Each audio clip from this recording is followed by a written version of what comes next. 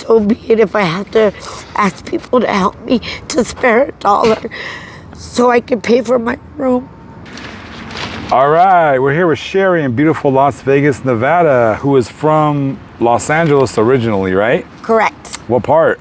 I'm from La Puente. La Puente. Are you Hispanic? Nope, I am white.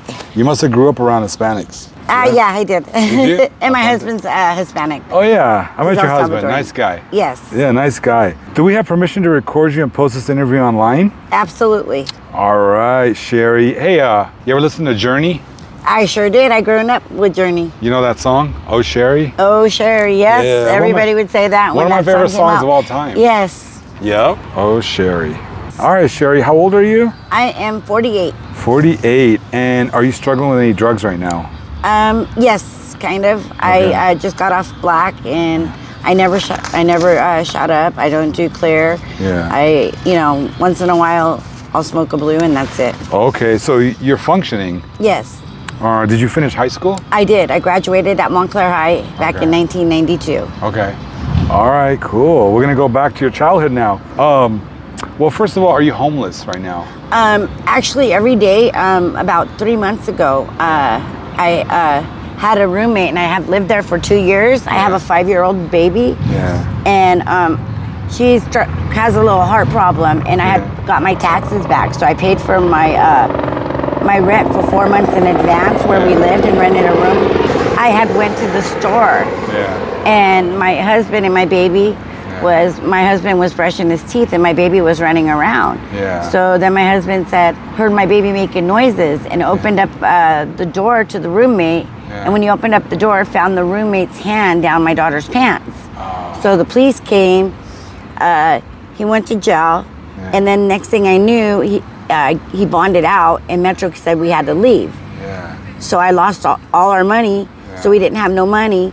So what we did is I pushed the baby and asked people on the strip if they could spare $1. Yeah. And every day I have to do that to pay my room here at the Diamond Resort. Oh, okay. And if I don't do that, we don't have a place to stay. Yeah. I went to the homeless shelter. They want to separate us as a family. Oh. I signed up with Help Us Southern Nevada, but it's a waiting list right now. Okay. For people to get housing. So if I don't have a place, if I don't make enough money for my room, we have to sleep outside with the baby. Have you ever worked the streets here in Nevada? I have never worked the You've street. never worked the streets. What kept you away from that, even when you're desperate? What kept me away is I by living here, I see a lot of working girls. Yeah. And I have a 5-year-old at the end of the day, so I just kind of want to be a role model to my daughter as well. That's the worst thing, Yeah. I see these girls out here and I even try to help them, but I'm struggling myself to even keep a roof over my head. And at night, my poor baby's like, now she's like, Mommy, I don't want to go out and make money. I don't want to go out and make money. Yeah. I feel like I have to force her to make money to stay in the stroller. So I can ask people, can you spare $1? Can you spare $1? Can you spare $1? Until I get enough money for my room. And then when I pay for my room, I know we have a place for that night, but nothing's guaranteed the next day. Like tomorrow, I don't know. Does he work? Does your husband work? No, he's disabled. Oh, he got disabled. assaulted. He got assaulted about 6 years ago, and it left him with some brain damage and stuff. And so he's fully disabled. So we don't have no income coming in, and I want to put my baby in school, but I don't know if I'm going to be here tomorrow to be able to get her on the bus. So it's hard. We're going to come back to all this. Okay. And I have some resources for you after the interview. Okay. What year were you born again? I was born in 1973. And you were raised in La Puente. I was raised in La Puente. Predominantly Mexican-American community, right? Correct. Okay, how do they treat a Weta? Is that what they call you? Yep, the Weta. Yeah. How they treat the Weta? They used to call me Papa Cherry. Oh, yeah? They treated you good? Yeah, because it was like I lived off of Colino, which is like a small alley. Yeah. It's kind of like this. Yeah. It was a cul-de-sac. Yeah. So most of it was all Hispanic, and there was mostly all guys, but I have an older sister. Yeah. So we just hung out with them. That's when breakdancing was in. Breakdancing, And I used to break dance. We're about the same age. Yep. We have a ghetto blaster, and we would be doing our thing on the ghetto blaster. La Puente. And then you guys all got along. Everyone was cool. Everyone was cool. We all had our good days, bad days. We would have big barbecues, put hot dogs on the on the stick. Yeah. Just a total fiesta. What, your high school days, how was that? My high school days were good. Like I said, I graduated in 1992, but for the first 2 years of high school, I would hang out with my sister because she was older. Yeah. So we would ditch and stuff. So obviously I got behind on credits. Yeah. So I signed up for ROTC and I attended beauty college. So I got all my elective credits taken care of. That gave me a bump ahead. So I was able to catch up and graduate in 1992. But at the same time, I was doing beauty college. Yeah. So I went to beauty college too. Wow, amazing. When you're in high school, were you popular? Did you? I was popular. I actually in 8th grade. Were you the only white girl? One of the only white girls in the school? Oh no. There was a lot of white girls, Mexicans. Yeah. It was a mixed culture. Oh, okay. But yeah, matter of fact, in 7th and 8th grade, I got most popular. Oh wow. And, yeah. So that's cool. Did you have a teacher that you looked up to or that motivated you the most? Actually, when I went to beauty college, I had a teacher, and I would be able to talk to her because I would go to school from like 7 in the morning to like 3 o'clock in the afternoon, and then have to be at beauty college by 5. Yeah. Don't get done beauty college till like 9 at night. Yeah. You know, and then you have to, beauty college is not just you got your mannequin and have fun, you have theory. Yeah. Where like, you know, the science and all stuff. That's good. So you learned a lot there. So you looked up to this, what was her name? Miss Cameron. So she was your motivation? Correct. She was my motivation. And that's awesome. You know, I lost touch with her, unfortunately. You know, but at the end of the day, she's the one that pushed me. And you can do it, you can do it, you can do it, you can do it. So what did you do in your 20s and 30s as far as when I was in my 20s, I would go to a lot of concerts. Okay. A lot of concerts. What was your favorite concert that you went to? Monsters of Rock. Okay. They had, Kingdom Come. Yeah. They had Metallica, Dawkins, Tesla. Is that what you listen to, or you listen to everything? I listen to everything now. Back in the days, I was a rocker, you know. Okay. So. You didn't listen to rap back then, or anything else? I grew up with. What about Stevie B and them? Yep, Stevie B and Lisa and Colt Jam and Dougie Fresh. Easy. NWA. Yeah. So I have, you know, a whole bunch. Eclectic. Yeah. Yeah. So you were having fun there. So you did work though, you said in your 20s and 30s? I did work. I actually, I started working when I went to, when I was going to beauty college. Yeah. I actually got a job at Little Caesars. So I would actually, on Saturdays and Sundays, I would actually work 2 days a week. So I had a job. I've been working since I was probably 16 years old. Yeah. Worked all my life until up recently, till what happened to my baby. And this is where we're at, unfortunately. Oh, and that's when you started using drugs? Actually, I started, what happened is I had a bad fall. Yeah. And I hurt my whole leg, and the doctor prescribed pain pills. Okay. When was this? This was like maybe about 7 years ago. Okay. So the doctor prescribed pain pills, and he was gonna do injections. I went to pain management and stuff, so I did all the therapy, physical therapy, but my leg wasn't getting, I had a tear. Yeah. So obviously I'm too young for them to operate on, you know, to fix the tear. So I started out on pain pills, and then I went to rehab. I finished at rehab. I coined out, was doing good, and then one day my friend had some pills and started back with the pills again. Yeah. And then I found out I was pregnant when I was 7.5 months pregnant. Oh. So with that being said, with my baby, I wanted to get off the pills because I didn't want my baby to be addictive. So the doctor said no, the baby would go through withdrawals and not make it, okay? And everybody's like, how did you know you weren't pregnant and you're 7.5? Well, you gotta remember, I had the baby at 43, 44. So for like 8 years, I didn't have no monthly. So I didn't show, I didn't have no symptoms, no nothing. And how I found out my stomach was hurting, I went to UMC out here. They did an ultrasound. The doctor said that I had kidney stones. Here's the baby. And he's like, you're 7 months pregnant. Like, what? No way, this doesn't happen. Anyways, I was pregnant, and I talked to the doctor about the pain pills, and he said, you know, I have to get to high-risk pregnancy. Went to high-risk pregnancy. So I was taking, the doctor was giving me 90 Loratab, 10 325s. So then I went to my high-risk pregnancy, and then the doctor told me, switched me from Loratabs to Percocet to 150 a month, and said to stay on them my whole pregnancy because of the baby. So when I had the baby natural, and doctor said, well, we'll know within 24 hours if she's gonna go through withdrawals. There's a chance she won't. Like 23 hours, and I was like, yes. And then I could see like the baby, and I'm like, no, something's wrong. So that longest walk to hold your baby and take her to the pediatrician and tell him, I think my baby's getting withdrawals. And she was. So the doctor said, like, we're gonna come get you in about 4 hours. When you see her, she's probably gonna have IVs and stuff, and then we'll go through the treatment plan to get her off. I said, okay. So like 3 hours came, I see my baby, and no IVs, no nothing, looks great. And I'm like, yes, Lord. So the doctor came up with to get her off, to wean her off so she didn't go through withdrawals or anything. We, no IVs, no nothing, a little bit of morphine a day. If she would have a bad day, we wouldn't lower her dose. So we did it. I could have did it fast and been stubborn and had my baby home in a week.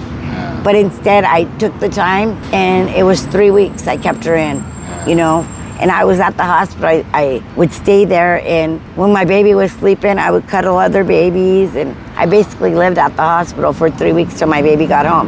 Oh, okay. And she got home, and she doesn't have no symptoms, a normal 5-year-old, great kid, and she's doing good right now? She's doing good. Now, what happened with that animal over there earlier when you were describing when she was molested? Yeah, when she was molested. Is she getting therapy? Yeah, she got therapy and all that. And it's still like she doesn't trust people, but we're getting to the point, like, not everybody's bad, you know? Yeah. And, the good thing is, he didn't penetrate, her hand was down her pants. So, I mean, it's wrong, absolutely. No, the guy's hand should be cut off. Yeah. But it happened. Yeah. And that's, like I said, that's why we're here. Yeah. And my poor baby every day, like, Mom, I don't want to go out to make money. And like, we have to, or else we're going to be out in the streets. Yeah. I'm sorry, I hope things get better.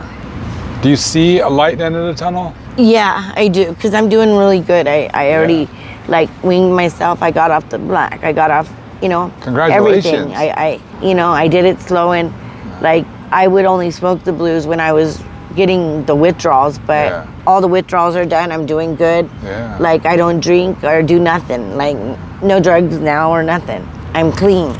So I try to talk to the other girls where I live, There is a hope at the end of the tunnel, but it worked for me, what I did, but I'm not no doctor to tell them to go ahead and do what I did, So. What kind of advice would you give to a young person wanting to dabble into black or meth?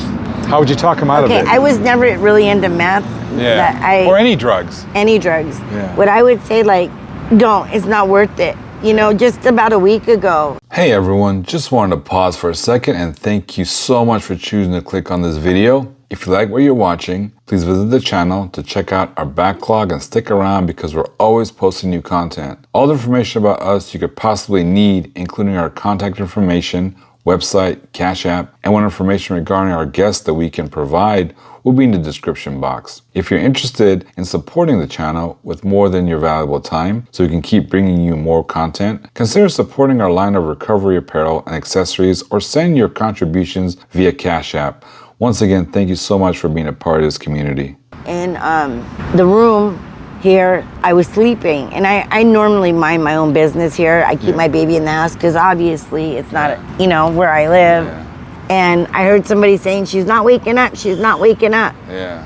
So I jumped up and I came out the door, and a young lady OD'd. And when I got to the room, she was purple. So we were able, me and a couple girls were able to get some Narcan and get her. She still wasn't coming up. Yeah. So we got cold water, and she was awake and alive, and she's thankful to this day, and she will never touch fentanyl now. Oh, really? What is she doing now? Is she okay? She's okay. She's checked out. She's doing great. I have her phone number. Is she still using though? As far as I know, no. Okay. But not the fentanyl, Okay. I know you're not a prostitute and you've never worked the streets. Yeah. But you've seen Every day I'm on horrors the out. strip. No, you've I seen know. some of the horrors you were telling me earlier. Oh, yeah. How would you talk a young lady out of wanting to get into prostitution? I would like, you know, if you go back and look at some of these, like Inside Edition, 48 Hours, Yeah. and something like that, and the girls go in, yeah, you know, when you're dope sick, you'll do anything. Yeah. Let's just say how it is. Yeah. Everybody knows that. And you can go in and never come out, you know, never see the light of day, end up dead. You think there's a safe way of doing it? Like Prostitution? OnlyFans or something like that? No, you know, I'm on the strip every day, like I said, with my baby, and I see every day the ladies are getting younger and younger for the prostitution on the strip. What's here. the youngest you've seen? 16 and 14. Okay. And the sad part is, like, we have all this stuff.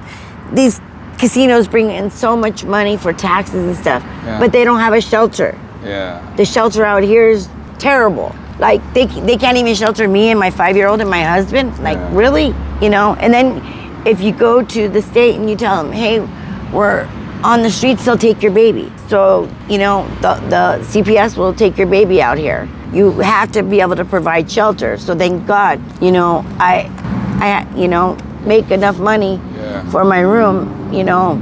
I wouldn't even know what to do. Like, I mean, she's a happy baby. We're doing great. I think we're great parents. And for her going through this, and the state has like all this money, like they could provide shelter so people ain't doing stuff. You preempted my next question. Do you think the government's doing enough for the homeless? No, absolutely not. You know, like I'm just saying, like, for me, I'm not doing drugs. I don't drink no more. I have a baby that's 5. I have a husband that don't drink or do anything, and they can't even give us shelter. Yeah. You know, so a family with a kid, I mean, come on, you know, that's wrong. Yeah. And then, you know, I have, like I said, you know, I push my baby every day. Can you spare $1? Can you spare $1? Can you spare $1? And sometimes people get mad, like, you know, what are you doing? It's 3 o'clock in the morning. You should have your baby. Like, if you only knew, lady. Like, if I didn't do this, we wouldn't even have shelter, you know? Nothing. We wouldn't have nothing. And the state out here, I'm at they act like they don't have resources. I've been on the waiting list for 2 months already, waiting for them to help me. And nothing's available. It's like, so I posted an ad on Craigslist. In need for help for, like, you know, to rent a room, or not even rent a room, just for help for like 2 weeks so I can get a job, get my baby in school, and then I could pay for the, you know, a rent, you know? And I started getting all these, like, people, okay, you know, I'll help you, da-da-da. And all of them, like, you know, I told them what I'm telling, you know, what happened to my baby and stuff. And then, you know, all of them, well, you know, I wear diapers and all this stuff. It's like, what? And would you spank me if I'm bad? Like, all weirdos answering to, like, somebody in need, like real need with the baby. Can you send me a picture of you and your husband and your baby so, you know, I know what the family looks like? I did. And then, you know, next thing I knew, like, you know, here's what happened recently. On Craigslist, there was this guy, he says, I've been on the streets before. I unfortunately changed my life. I bought a bunch of hotel rooms and stuff. And what I need is, I want to get back to the community. So I want to help people. And my way of helping you, stay in the room and do some cleaning while they get the hotel rooms up and running. And I was like, yes, cool. And I talked to him for like 3 days. You know, we were FaceTime and everything. And then when I was talking to him, and he's like, gave me the address of this house that I was gonna be staying in. They were just doing, it was gonna be like, I could stay there for like 3 months while they did renovations and stuff. Me, my daughter, and it would just be us. So talking to him on FaceTime, you know, and I'm like, well, you know, I don't have nowhere to stay tonight. You know, can I just go, you know, move in it now? And then the guy gets up on FaceTime and he's naked. He had a shirt on. But when he got up, I could see his thing. So God knows what he was doing the whole time while I'm talking to him on FaceTime, because he would show me his face. He got up to do something and I saw butt naked, you know, but he's telling me, and I had high hopes. And now it's like, with that high hopes and that being done, it's like, wow, man, this guy really, you know, took me for a loop. My baby was happy, you know, my baby was even saying, hi, you know, thank you for helping, you know, I can't wait, you know, till we, you know, we get a house, and it was a scam. Yeah. He was, you know. I'm sorry. And it's just been like that. I had like 10 people respond. Yeah. A guy had a mansion. Yeah. Told me I could rent one of his rooms, you know, but he likes to, you know, walk around naked. If I would have a problem with it, yeah. I'm telling you, my 5-year-old's gonna be there. Of course I would have a problem with it, you know? So your husband's disabled, and you're not on drugs right now. Nope. And so you can work if you're I offered can a work, job. absolutely, absolutely. But when I apply for, like, when I go to get a job, it's like, I don't have a stable place. Yeah. So that's all you need is a place to stay, and you're willing to work. Absolutely, What would absolutely. your dream job be if you could work right now? You know, I've been in the hotel business since I've been in Vegas for the last 30 years, you Yeah. know. I love to cook. Yeah. I would love to like even just like work in a restaurant, do cooking, you know, just anything, you know. What about this? What about working at a hotel and you and your husband and your baby live there and you manage the hotel? Yeah, I Did you do was that? talking to the manager here, and one of the maids just quit, so I was trying to, you know, Yeah. get into that, you know. But that's a whole different story. Because I know, we'll talk about this later in more detail, but I actually know a hotel owner up by Fremont that's actually looking for a couple to move in. Oh, that will to work. manage the hotel, One yeah. of those hotels I stayed over there. It's Oh, a little yeah. rinky-dink motel though, But yeah, anything's but better. free housing. Yeah, I mean everything. We'll talk about that later. I've been in I started out as a maid. I was a housekeeping secretary, inspector, front desk. I did audit. I did everything. You know, it's just recently what happened to the baby. I'm sorry I didn't ask you know. about your parents. How was your parents growing up? They were good. My dad was an alcoholic. My mom was a nurse. Okay. And- What ethnicities were they? Huh? What ethnicity were they? They were white and Okay. yeah, they And were white. your dad was alcoholic, your mom was a nurse. Yep, and my dad quit drinking after he moved up here. Any trauma when you're growing up? Sexual abuse or physical? No, but when I was about 30, I was walking from where we used to live to the Palace Station at night one night. And I was coming back late, and I was walking behind the bus stop, and I got grabbed. And a guy was trying to rape me, and he was lighting me on fire, What? putting his cigarettes How out long on was me. that? That was about 14 years ago. Oh, okay. But he was putting his cigarettes out on me Yeah. and everything. As you can see, I faked like I was dead, Yeah. and that's the only Where reason. was this at? Off of Sahara. No, okay, in Vegas. Rancho. He just grabbed you? I was walking. It was late at night, and there was a bus stop. Yeah. And I was walking behind it, and I didn't see him, and he grabbed me. And when he grabbed me, Yeah. he threw me down, and I, you know, covered my mouth so I couldn't scream. And he was trying to rape me. So I played dead when he started lighting me on fire and stuff. And I'm I played sorry. dead. And then Yeah. Metro came, Yeah. and they took me to the hospital. He got away, but he didn't fully rape me or anything. Yeah. But if I didn't play dead, I probably would have got really, really hurt. I'm so sorry. Do you have anyone in your life right now that's not using drugs and living a righteous life, living a good life? My sister, Okay, where does she live? she lives in Vegas here. You talk to her still? We were communicating for a while. Yeah.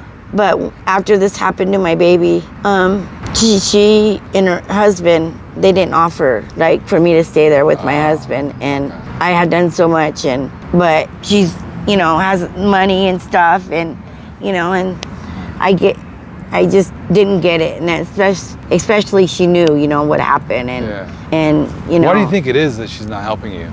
She's just her husband. What's up with her husband? He works for the city, you know, and Yeah. just, you know, they wine and dine fancy and all that, you know. Yeah. Like they're too good. Oh, That's really? exactly. That's what it is? Yeah, they're too good for everybody, you know. That's so sad. It is. Do you still love her? Of course. Yeah. You always love her. Your parents? You still alive? Of course. Yeah, my parents are alive. But like they're older. So Yeah. like I don't want to cause them problems. But you're close to them? Yeah. And like I know, like I was asking my dad if I can have $40 for I can pay for my room, so I didn't have to go out tonight. So I didn't have to go out tonight with the baby because the baby's tired, and I can tell like you don't feel good. And I just wanted to tell her like we didn't have to go out to make money for a room. But my dad and mom don't have it. So I have no choice because I'm not going to. If I can do something to help to keep her sheltered, so be it. If I have to ask people to help me to spare $1 so I can pay for my room.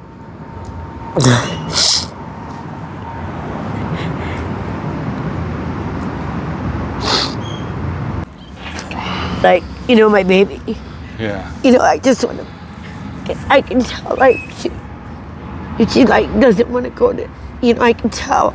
Yeah. Like she just wants to play and not go out and have to make money to pay for our room for tomorrow. But at the end of the day, we won't have a place to stay if we don't. We won't have a place to stay, and if I have to do that, so be it. But I know. She's like, Mom, I don't want to go out today.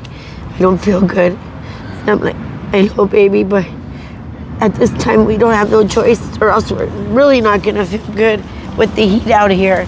Yeah. You know, at least I know she's safe, she's sheltered. You know, and you know I have my friend owes me $20 and the room is $60. Yeah. So I asked my dad for $40, but my dad didn't have it because he just bought my mom's medicine and stuff. Yeah. So another day walking the streets, you know, leaving here at night and not getting home till 3, 4 in the morning sometimes with the baby. Yeah. It's hard. It's tough. Yeah. You know, very tough. But I am trying. I'm doing my best. Doing absolutely my best. And sometimes I just like want to give up. Like I can't do it no more. Like I can't do it. I just want to just say, you know what? Look, I just want to go to the streets. You know, and just stay home in my room one day. Yeah. You know, and not go out and make money. Yeah. And just lay and relax and just be a normal mom. But nobody's gonna like help me. The city don't have, the government don't have money or anything, you know. They're not helping us, so. Have you tried the shelters around here? Yeah, all the shelters, they want to separate us as a family. Oh, but they are offering you something, but you have to be separated. Yeah, How does that work? They put me and me somewhere, my baby at Child Haven, and my husband somewhere. Oh, okay. So, and I don't want to separate. If you don't have enough money for a room, what happens? You gotta stay on the streets? I stay until I get enough money. Okay. I stay until I get enough money, even if it's overnight on, till the next morning, you know. And it's a hustle every day. You have to hustle. Every day. Yeah. How long has this been? It's been about 3 months, 3.5 months. So. Where were you before this? 4 months ago. I lived in a place for like 2 years. Oh. Had a job. Okay. How'd you everything. lose it? I took time off before I could spend time with my baby. That's why I paid my rent with my taxes. Yeah. So she can have her heart scans and all that. And and after I paid up the 4 months ahead, so I just had on my rent. It happened a week later that, she was sexually assaulted. So, and this is what we do, just another day out, but. What would you like to see happen in the next couple months? I'm hoping that every day, like if I get a missed call, I'm like, yes.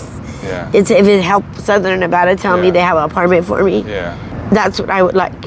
And put my baby in school and live a normal life. Cook, clean, everything. Yeah. Go back to like how I was, before all this happened.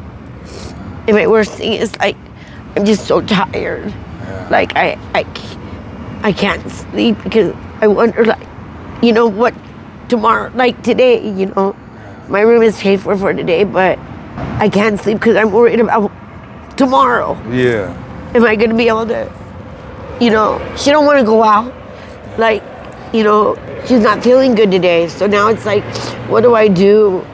Do I have to force her to go? Like, even though she doesn't feel good, do I have to force her, like, to go so I can make money, because nobody's gonna help me if I just ask, hey, can you help me? Can you help me?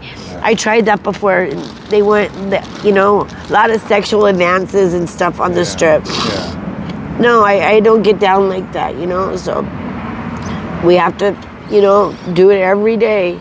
Every day. And it's not like my room's a lot of money. I mean, tomorrow the room is $60, you know. And my friend borrowed 20, so she's gonna drop that off tonight.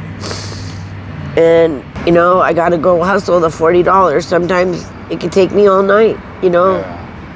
You know, just spare a dollar. Well, are you covered for tonight? Yeah, yeah. I've been here for like 3 months. Yeah. But one day I had to use my deposit money to go towards my room. Yeah. So Donna, one of the managers, is telling me that I need to put the deposit back. Oh, okay. So now I have to come up with another 25. I think it's $20 for the deposit, you know. But my room is paid for tonight. So, okay. But hopefully, you know, she's not sweating me over the deposit. I told her just wait till tonight, and they're pushing me right now to come up with the $20, and it's like, or no, I'm sorry, it's $30. Yeah. They're pushing me to come up with the $30 for the deposit that I had to use one day to go towards my room. Yeah. So, I mean, I eventually will make the money tonight. Yeah. But I don't want to. Yeah. I want to be able to go to my room and rest and lay down, not have to worry about it. What's your child's name? Huh? What's your child's name? Jennifer. Jennifer. And I don't want to have to worry about it. And I know I'm going to worry about it because I don't want them to say, hey, you got to go. You know what I mean? After I paid for my room. Yeah. Now they're, you know, with the deposit. But, you know, and then like stuff like that, you start thinking stupid stuff. Like, you know, I can go make some money real quick, you know. But I don't, you know, because, you know, like I said, I'm what I've been doing has been working. But I don't want to be stuck in stupid over $30, you know. And, you know, I help, like, if I have extra money and I see the girls out here, you know, I help them out, you know. I'll go buy them food and stuff and try to talk to them and give them advice. But, you know, you can see, like, when you need the help and you're asking them, hey, do you have, you know, I'm telling them, like, hey, I'm, you know, stuck on my deposit, you know. Well, I'm not worried about the $30. We could help you with that, but no, I'm worried about your long term. Yeah, the long term. Yeah. And you know, my ultimate goal would be like I said, I love to cook. Yeah. And I would love just to get a like full-time job, have an apartment, and go on the strip and give. There's a lot of people on the strip. Yeah. And make sandwich bags and stuff and give out to the community. Yeah. And I had a paper that has resources and stuff. You know, even though they might not work for me because I have a baby, you know, resources are different if you're single, you know, a male and all that. They're different. Okay. But I'm a family, so ours is like different according to the my caseworker. And I would love to give out Bibles. Okay. And yeah, I know your husband's religious. Yeah. I was talking to him earlier. Yeah, in fact, last night I read The Last Supper to my baby. It's the Jesus book. Okay. That's what she says. But I try to be a normal mom. And I could tell you're a wonderful mom. And I just tired. Yeah. I'm tired. Well, after the interview, I'm going to show you some resources. But other than that, I wish you the best. Of course. And let's do an update on you. Okay. We'll talk more off camera. Okay, sounds good. Yeah, and I'll be praying for you and your child. Oh, absolutely. Yeah. Absolutely. God bless you. Of course, thank you.